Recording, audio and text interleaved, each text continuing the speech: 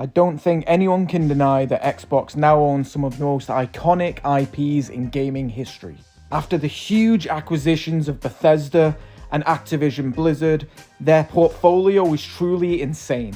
And whilst we are getting sequels, remakes, remasters, and everything of some of these iconic franchises, some of their IPs have unfortunately fallen by the wayside and seemingly been forgotten. But not by us.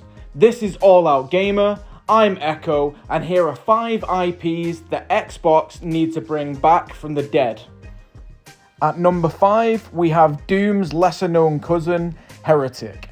This fantasy-inspired first-person shooter was released in 1994 by Raven Software and was constructed using a modified Doom engine. It was one of the first ever 3D first-person games to allow you to alter your inventory. And, as crazy as it sounds, it was also one of the first games to allow you to look up and down. It loosely follows the story of you, an as yet unnamed elf, seeking vengeance against the 3 Dragon Riders, following the events of them ravaging your people.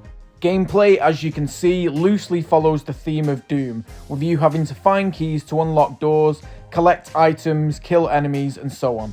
What set this apart from Doom at the time, as already mentioned, is the ability to use items in your inventory. This included potions with various effects and power-up items. This series was very popular once upon a time, spawning 3 sequels, one in 1995, one in 1997, and one in 1998. These were Hexen 1, Hexen 2, and Heretic 2. However, after the release of the last one, Heretic 2 in 1998, there was a hot dispute regarding this IP between Activision, who owned the developers, Ravensoft, and the publishers, id Software.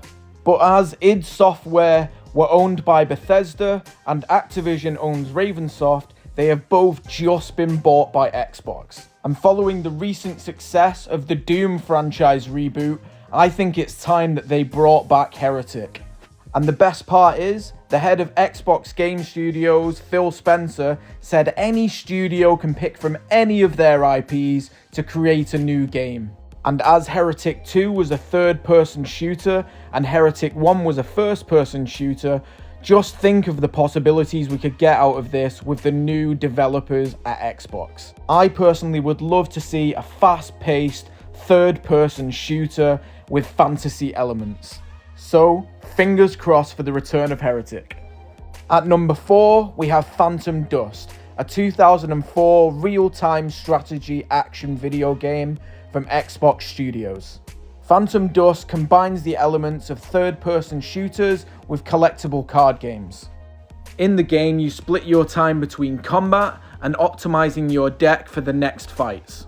The game takes place in a post-apocalyptic wasteland where you, the protagonist, must take on missions to collect relics, with the goal being to use these relics to piece together the missing past. Players can also gather various skills when completing these missions and use them to create arsenals, which in turn can be used to complete more missions against NPC enemies or used in competitive multiplayer. Fans of the game got a nice surprise at E3 2014 when Microsoft announced that a remake was coming. However, just 1 year later in 2015, reported financial issues at Darkside, the developer, forced Microsoft to close the studio. As a result, the remake was completely scrapped. However, in 2017, a remastered version of Phantom Dust did appear on the Xbox Store. This at least means that Microsoft haven't completely trashed Phantom Dust as an IP, giving myself and other fans of this unusual genre mashup hope for maybe a sequel coming in the future. At number 3, we have one of the release games for the Xbox One, Ryse Son of Rome. It might be surprising for those of you that played this game to find out that it came out 11 years ago. And though the game did release to middle-of-the-road reviews, there are those that now look back on this game as a little bit of a classic. It released with incredible visuals that still hold up today and a unique fighting system which basically combined beat-em-up style finishers like Mortal Kombat. These executions can be used after a successful combination of attacks and can be sometimes used on multiple enemies at once. and helped define this game's combat as one of the most unique, satisfying and cinematic systems in the whole of the gaming industry. In Ryse Son of Rome, you play as Marius Titus, a Roman legionary who returns home after conflict to find that Rome is being invaded by barbarians. Marius' family are killed during this barbarian invasion, leading him to a quest of vengeance. This quest for vengeance takes you from the shores of Great Britain to the Colosseum of ancient Rome. It's well worth a look if you haven't played this game before. And though this original game was made by Crytek, an outside studio, I would love to see a new Ryse Son of Rome game in the hands of the Hellblade developers with their incredible visuals and to see what they could do to refine this already amazing combat and premise. At number 2 we have everybody's favourite intoxicated rodent, Conker. For anybody that hasn't heard of Conkers Bad Fur Day, it's a platformer made by Rare. Think Banjo-Kazooie, Ratchet & Clank, but with a significant twist. This one isn't made for kids. This game is full of adult content, pop culture references, drunk squirrels, and very foul language. The story follows a very heavy night of drinking for Conker, in which he finds himself in a field hungover.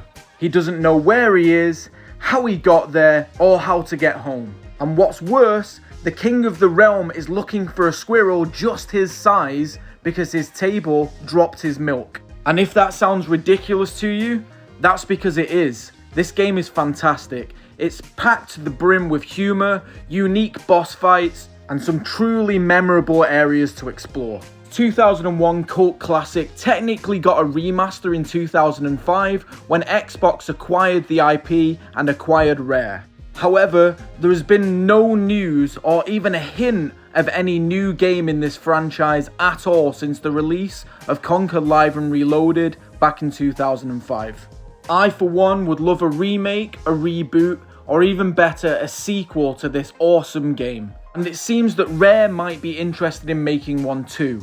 When Project Spark released for Xbox in 2014, Conker himself and parts of his world were released as level making tools for the game.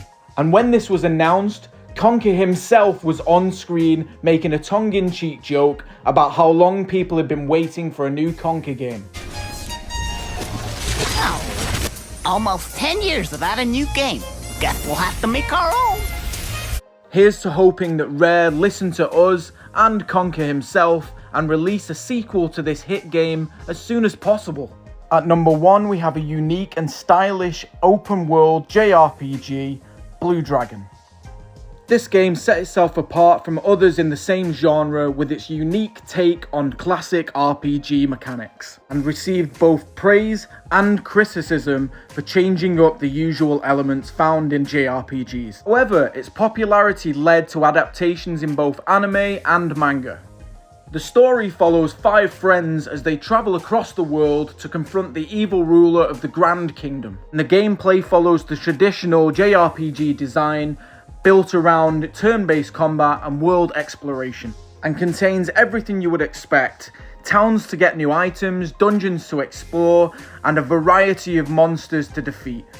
Blue Dragon has a unique and interesting visual style that still holds up today. Unfortunately, there's been no word on a sequel or spin-off since the original game released back in 2007. At least, not for Xbox. There were 2 spin-offs for the Nintendo DS, but I would love to see one of the Xbox studios pick this IP up and make a remake or a sequel for the Xbox Series systems. I think having a unique variety of games and more JRPGs in the Xbox ecosystem would really help to bring new players over to the brand. And Blue Dragon was a unique, interesting and refreshing take on the usual JRPG formula, and branching out into such genres will really help expand the brand into different regions. With the recent success of the Persona series and the huge resurgence in Final Fantasy, now's the time to get back into RPGs, and I for one would love to have a Blue Dragon sequel. And there you have it, my friends, that's my list. Did I miss any entries? Are there any that you would have added to this list? Please let me know in the comments below. like and subscribe. I'll see you in the next video. Good luck in whichever gaming adventure you're on at the moment.